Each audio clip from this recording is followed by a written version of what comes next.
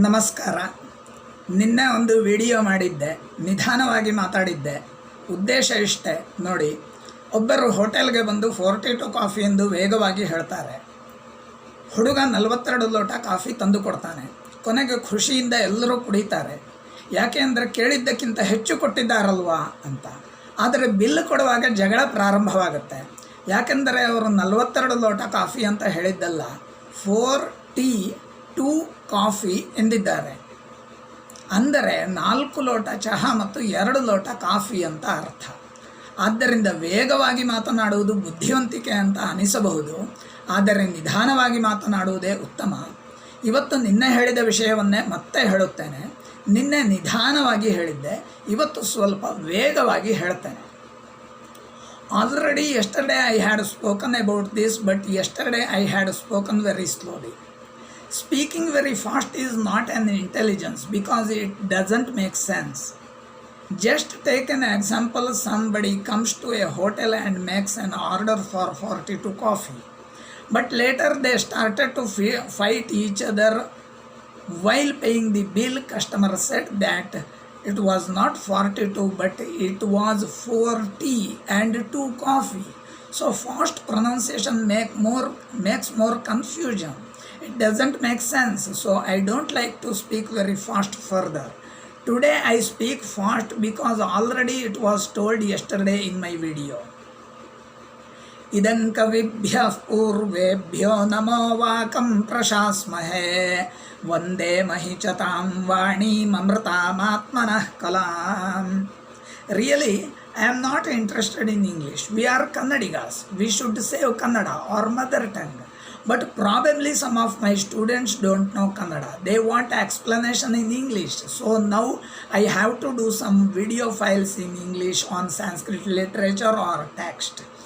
And I am not perfect in English. I know only Sanskrit. So if any mistakes or wrong usage in English, please keep it in a side and take the summary of my speech and meaning only. But always keep this in your mind that translation of Sanskrit text cannot make sense. Translation is only a tool to understand the summary. So you have to concentrate your mind on Sanskrit language or text. There is no other way to enjoy Sanskrit or understand Sanskrit. Thank you. Now we have to see about the history or feature texts or source texts of drama or performing arts according to Sanskrit word. What is dance? What is drama? Both are acting, but one has music and another one has no music.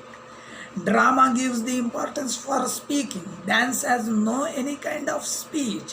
It has only music, but any performance is impossible without having a script. So poetry or written text is first and performance is next.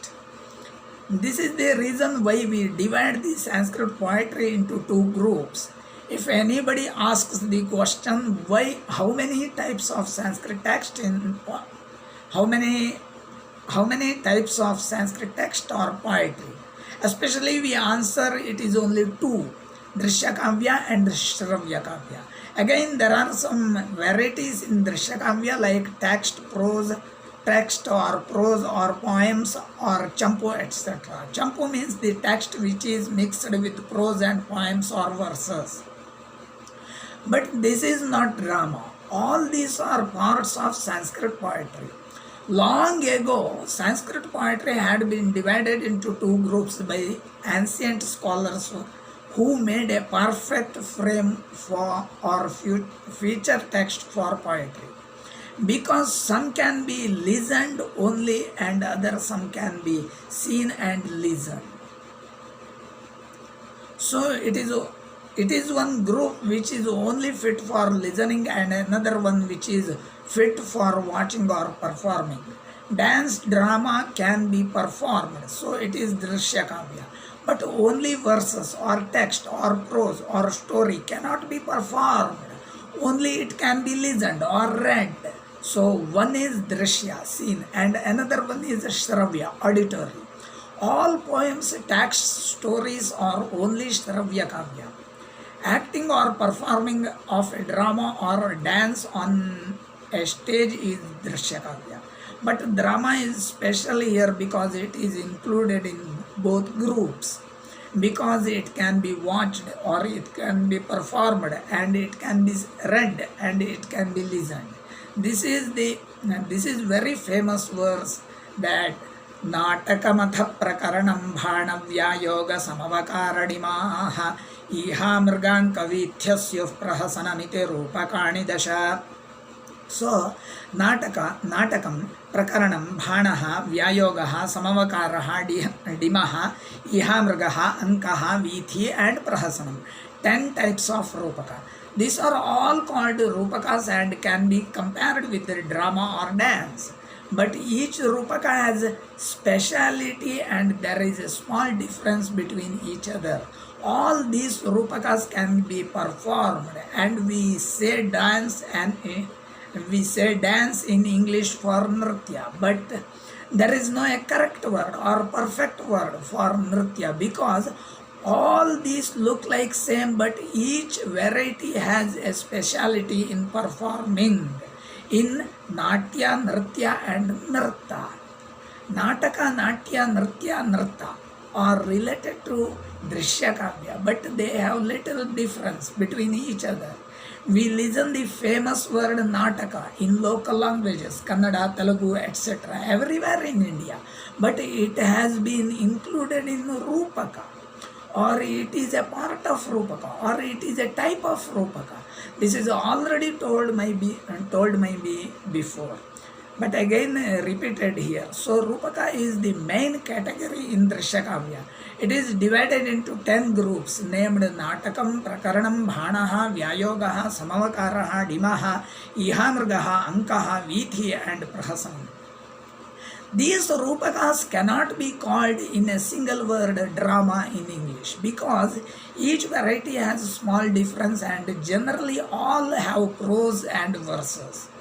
Now we have to see the feature texts of Natya Shastra. The words Natya and Nataka are derived from the root Nata.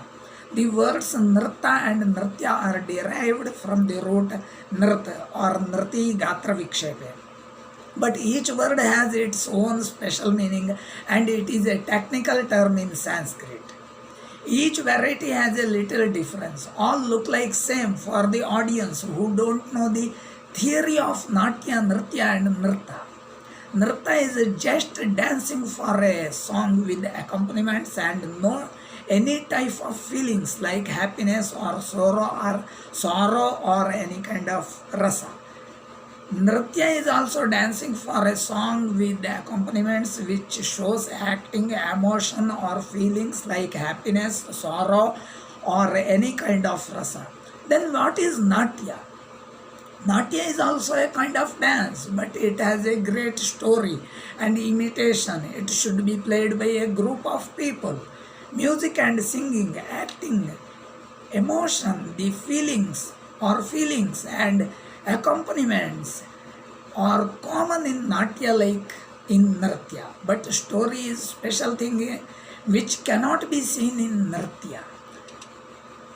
Nata, Nartaka or actor gives the importance for rasa here in Natya, but actor doesn't speak any word on the stage, only he makes us to understand the story while acting with a song or music. So the actor must have good knowledge or command on singing or music or songs, acting, dancing, playing instruments, accompaniments, imagination, manipulation and speaking with effective voice who performs Natya. This is the oldest dramatical system of Bharat. Bharat means what? Bharat means India. Keep the words as in Sanskrit. Then Nataka is just modern than Natya and it seems that people could not understand the story or acting while listening the songs or music. So next generation of dramatists started to speak on the stage.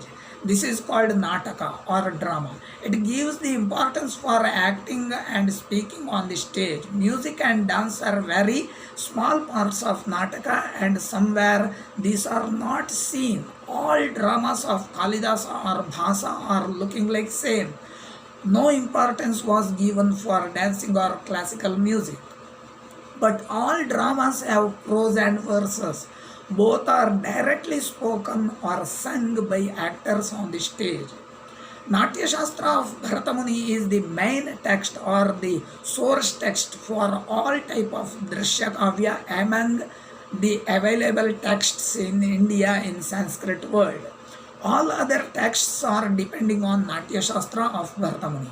But each text has a special content, like Sahitya is the resource for beauty of poetry. Natya is the composition of acting or performing. Sangeeta is the resource for singing or music. Vastu is the resource for beauty and the measurement of the stage development. All these contents are seen in Natya Shastra of Bharatamuni. So this is a huge composition and everything is seen here. We can see the names of Shalali and Krishashma in Panini grammar or Panini Sutra as actors or authors for Natya. But nowadays, any text written by Shalali or Krishashma is not seen and not available anywhere in India. So, scholars consider that Natya Shastra of Bharatamuni is the oldest text or oldest source text for drama or natya or dance or any kind of stage performance. And it had been written in first or second century. It has 37 chapters and most of all verses composed in Anushtup meter or rhythm. Only there is introduction in 5 chapters in the beginning of Natya Shastra and 2 chapters are conclusion at the end. And a very good commentary named Abhinava Bharati written by Abhinava Gupta is available for the great Sanskrit text Natya Shastra of Bharatamuni. Then we have to see about other compositions and authors in Sanskrit world. I explain them by only few words. Dasharupaka of Dhananjaya has 4 chapters which explains 10 types of Rupaka, and Sahitya Darpana of Vishwanatha has used 4 chapters, 3 to 6, to explain Drishya Kavya. New scholars or modern scholars gave the importance for rasa in poetry. Saraswati Kanthabharana, Shrangara Prakasha, Rasarana Vasudhakara are the other texts in rasa. Sangeeta Ratnakara of Sharangadeva gives more information in music and dance, but also it explains acting, playing instruments, time beat, etc. Sangeeta Chudamani and Sangeeta Makaranda are written on music and singing. Abhinava Darpana, Natya Darpana, Natya Pradeepa, Natya Chudamani are about acting and stage theatre. Thank you. Namaste.